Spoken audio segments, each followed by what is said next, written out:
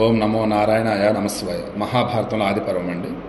So ఆదిపర్వంలో మనం ఎక్కడ మాట్లాడుకుంటున్నాం, ద్రౌపదిని యొక్క పురోహితుడు మన పాండవుల దగ్గరికి వచ్చి, వీరులారా, వరాలను ఇవ్వగల పాంచలరాజైన ద్రౌపదుడు మీ పరిచయాన్ని కోరుతున్నాడు.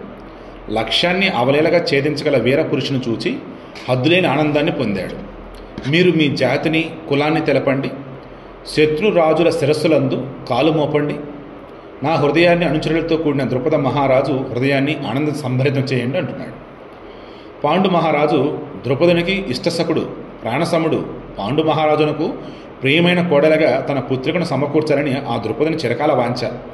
సర్వాంగ సుందరులారా, మహారాజైన ద్రౌపదిని హృదయంలో పొడవైన బలమైన చేతులు గల అర్జునుడు నా కుమార్తె ద్రౌపదిని ధర్మ పురస్సరంగా వివాహమాడునుగాక అన్న కోరిక చిరకాలం నుండి ఉన్నది.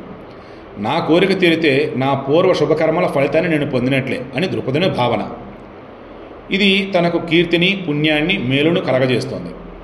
ద్రుపద పురోహితుని మాటలను విని అతనిని వినయశీలునిగా గుర్తించి, యుధిష్ఠిరుడు, వీరు ద్రౌపదిని పురోహితులు, మాననీయులు కాబట్టి ఈయనకు ఆదర సత్కారాలు విశేషంగా జరపాలి అంటూ ఆర్ఘ్యపాద్యాలు సమర్పించవలసిందిగా దగ్గరనే ఉన్న భీముణ్ణి ఆదేశించాడు. వెంటనే భీమసేనుడు ఆర్ఘ్యపాదాధ్యులు ద్రుపద పురోహితునికిచ్చి అర్చించాడు. ఆ పురోహితుడు ఆనందంగా దానిని స్వీకరించి సుఖంగా కూర్చున్న తర్వాత యుధిష్ఠిరుడు ఆ బ్రాహ్మణుతో ఇలా అన్నాడు: పాంచలరాజైన ద్రుపదుడు తన కోరికను అనుసరించి ఈ కన్యక నీయలేదు. లక్ష్యాన్ని భేదించిన వానికి కన్యనిస్తానని శుల్కాన్ని కూడా నిశ్చయించాడు. ఈ వరపురుషుడి నియమానుసారం లక్ష్యాన్ని భేదించి ఆ కన్యను పొందాడు అని అర్జునుడు చూపించాడు. రాజా విషయంలో వర్ణ, శీల, గోత్ర వివక్షను పాటించలేదు. వింటిని ఎక్కుపెట్టి లక్ష్యాన్ని ఛేదించిన వానికి కన్యనిస్తాన్నాడు.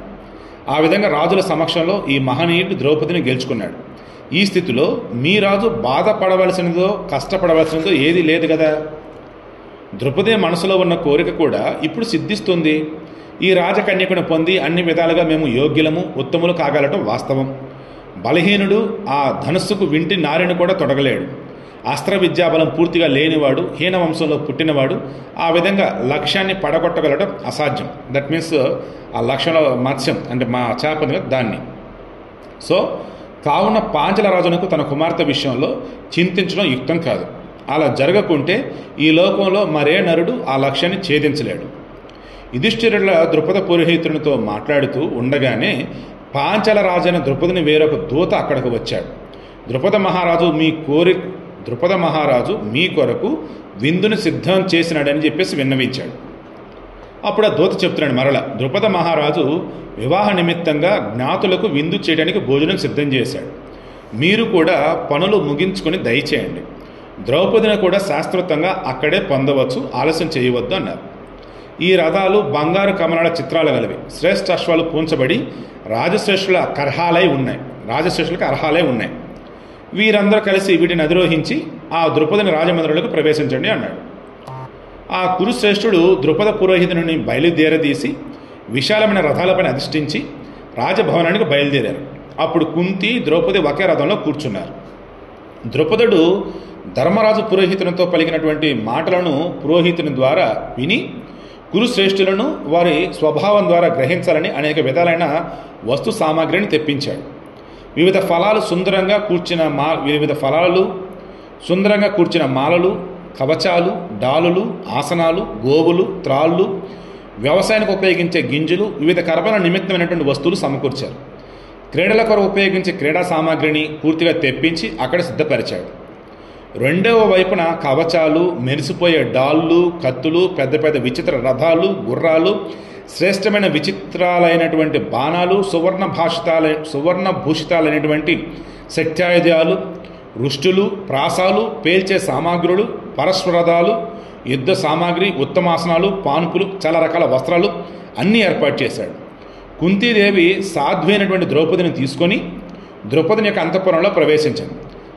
అక్కడే ఉదార మనస్కులైన స్త్రీలు కౌరవ రాజపతి కుంతిని ఆదర సత్కారాలతో అర్చించారు. సింహగమనం, వృషభ నేత్రాలు, నల్ల లేడి చర్మాలు, బలిష్టమైన ఎగుభుజాలు, పాము పడగల వంటి బాహువులు గల ఆ పురుషోత్తములను చూసి ద్రుపదుడు, అతని మంత్రులు, పుత్రులు, స్నేహితులు, సేవకులు అందరూ మిక్కిలి సంతసించారు. వీరులైన పాండవులు పాదపీఠాలతో కూడిన ఆసనాలపై సందేహింపక మనసునందు ఆశ్చర్యాన్ని పొందకుండా కూర్చున్నారు. సుందర వేషధారులై వంట ఇంటి పరిచారికలు బంగారు పాత్రల్లో బహు విధాలైనటువంటి భోజన సామాగ్రిని తెచ్చి వడ్డించారు. వీరశ్రేష్ఠటువంటి పాండవులు తమ తమ ఆసక్తికి అనుగుణంగా భోజన పదార్థాలను తిని ప్రసన్నులై భోగ సామాగ్రిని కాదని యుద్ధ సామాగ్రి గల ప్రదేశానికి చేరారు. అది గుర్తించిన ద్రుపదుడు, దృష్టజుమ్నుడు, మంత్రులు అందరూ ప్రసన్నులయ్యారు. వారి వద్దకు చేరి కుంతీపుత్రులైన వారిని రాజకుమారులుగా భావించారు. ఇక భోజనాలైన పిదప ద్రుపదుడు తేజస్వినటువంటి ధర్మజుని పిలిచి బ్రాహ్మణోచిత సత్కారాలతో సమ్మానించి తన వాణిగా చేసుకుని ఇలా అడిగాడు: మిమ్ము నేనెట్లు తెలుసుకునగలను? మీరు బ్రాహ్మణుల, క్షత్రియుల, గుణ సంపన్నులైన వైశ్యుల, శూద్రుల, లేక మాయనాశ్రయించి విప్రరూపంలో అన్ని దిక్కులా సంచరిస్తున్నవారా? ద్రౌపది కారణంగా భూలోక సందర్శనార్థులై వచ్చినటువంటి దేవతల, మీరు సత్యాన్ని చెప్పండి, మీ విషయంలో నాకు పెద్ద సందేహం కలిగింది అన్నాడు. శత్రుతాపనుడా, మీ నుంచి ఈ రహస్యాన్ని విన్నప్పుడు నా మనసు తేలిక పడుతుంది.